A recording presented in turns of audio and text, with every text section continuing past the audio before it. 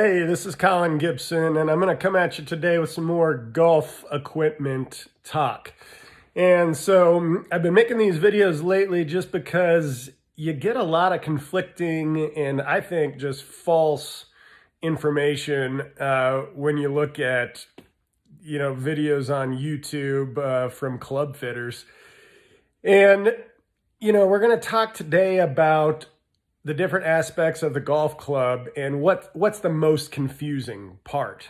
You can pick your favorite club head. Let's just talk about drivers. There's the 5 big companies that make driver heads, and their newest, really anything in the last 3 years is going to get you good performance, and those club heads are going to be predictable. The other 2 parts of the golf club are the shaft and the grip. With the grip, pick your favorite grip, pick the right size, make sure it works for you, attach it to the club correctly, and that's going to give you a predictable performing grip. But the last part of the club, which is the most confusing, is the golf shaft. And if you're going to go get fit for clubs, that's what the club fitter is going to spend the most time trying to fit you into a golf shaft. And when you walk in there, you're going to see 500 shafts on the wall, and these golf techie geeks, they go in there and they're just like, like they're in the mecca of golf geekiness because there's so many shafts on the wall, and one of those shafts is going to make them a scratch golfer. And we're going to talk about it today, why that's really just not true, and why the reason these club fitters spend so little time on fitting you into a club head and a grip and so much time fitting you into a shaft is because unfortunately, that's where the golf club fitters can make their money. They can fit you into a golf shaft and sell it to you for $400 or $500 when the golf shaft costs them $100 or whatever. They can't do that with a club head, and they can't do that with a grip.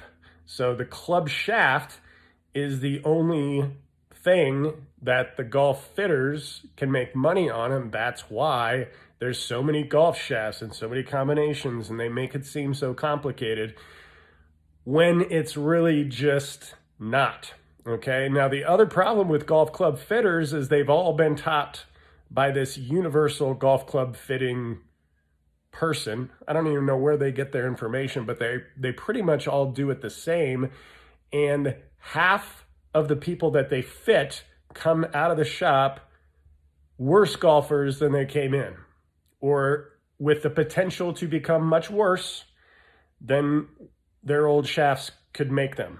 Okay, and it's all based on swing speed. So when you're getting fit for a shaft, your typical top 100 club fitter is going to fit you almost strictly based on club speed to start with, and then they're going to get into launch conditions and things like that. And then they're going to, confuse you with loft and club heads that don't match the ones that you're playing now, and you're going to walk out of there hitting it longer and farther with less spin with your 6-iron fitting, and that's not necessarily good for you. In fact, it's probably not good for you.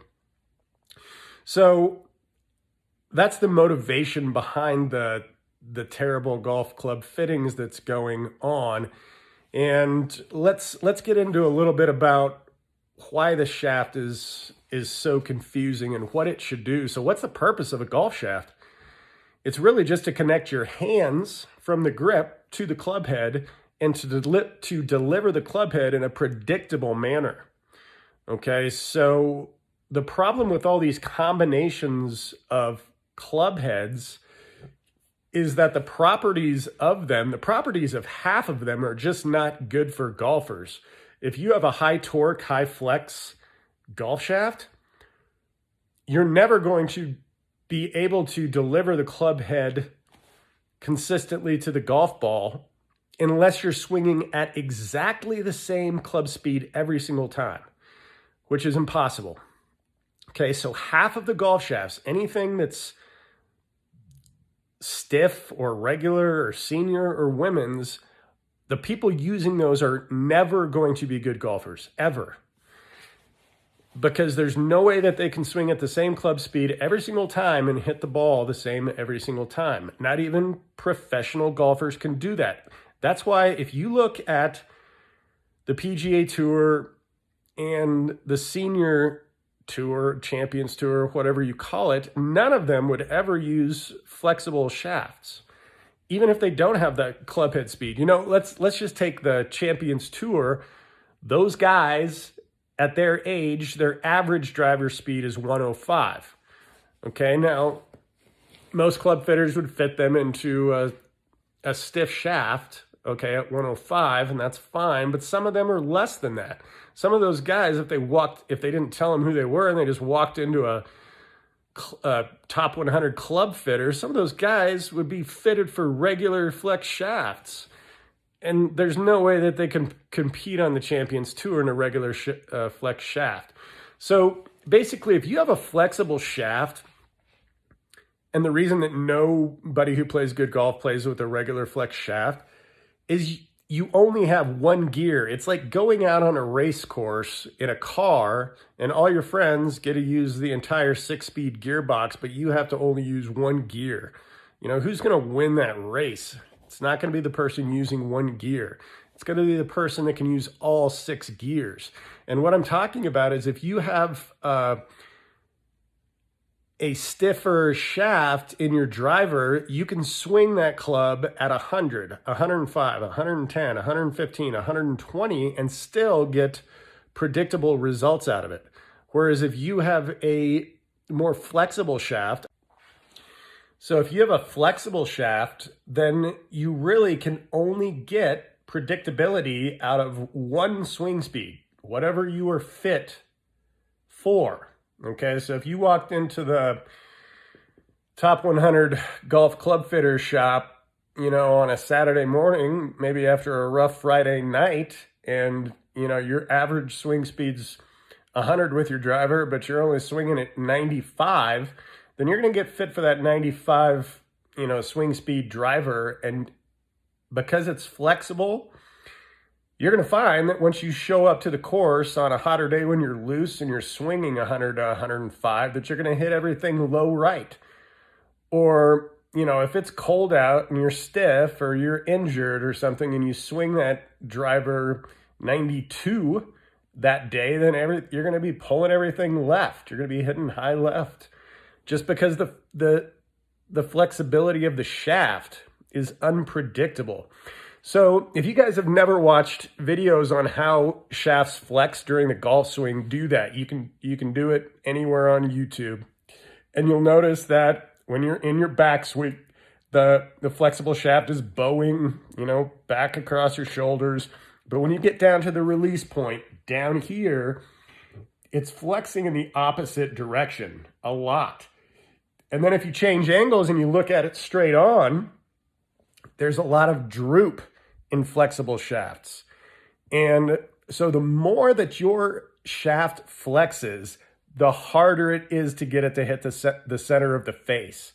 And that's why, you know, good golfers can't trust them. You can't hit the center of the face with a flexible shaft predictably and consistently. It is impossible.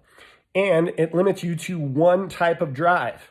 You have to hit the same shot, the same shape, the same swing speed every single time, which makes you a bad golfer because you need to have different shots. You need to be able to work the ball both ways. You need to be able to release your hands at different points to create different shots, even with your driver. Okay, so that's the problem with these flexible shafts is they're just ridiculous, and there's really no place for them in golf. Okay, so the only place where I think a shaft can really help you is with your driver. So I'm much more, you know, willing to recommend or to play a driver shaft that has a little bit of flex in it, because that's the only club that you're actually trying to hit as long and as far as possible. None of your other clubs in your bag should you want to hit as long and far as possible? That doesn't make any sense for good golfers. All the other clubs in your bag besides your driver, you want to hit a very predictable, specific distance at a specific trajectory, a specific landing angle, a specific spin. And none of that has to do with a flexible shaft. You don't need a flexible shaft at all with any other club in your bag. You need a predictable, stiff shaft so that you know how far you're hitting it and you can hit it straight. Okay, and you can choke down on it and hit and swing it slower and hit it 5 yards less than the number of your normal swing, or you could get all the way to the end of the grip and swing it faster and hit it 5 yards more. You need to have gapping in your bag, and we'll talk about mapping and gapping in another video. But let's just talk about this story. When I go out at my club and I hear my people I'm playing with say, "Oh, this is a tweener. This is a tweener yardage." Well, that's because you don't know how to hit your clubs. Your clubs aren't set up correctly. You should be able to hit every single yardage, from 200, down to 50. The clubs in your bag should be able to do that. But if you have regular flex shafts or softer type stiffer shafts, you can't do that predictably. Every time you slow your swing down or choke down, you're going to hit it left. Every time you try to, ramp it up and hit a little bit harder or try to hit a draw or something, you're going to block it right. So there's no way you could be a good golfer and create shots if you have a flexible shaft. So I think we're going to leave it there for now, but I think we're going to come back and have to talk some more about shafts and flexibility to really explain what type of shaft you should be looking for.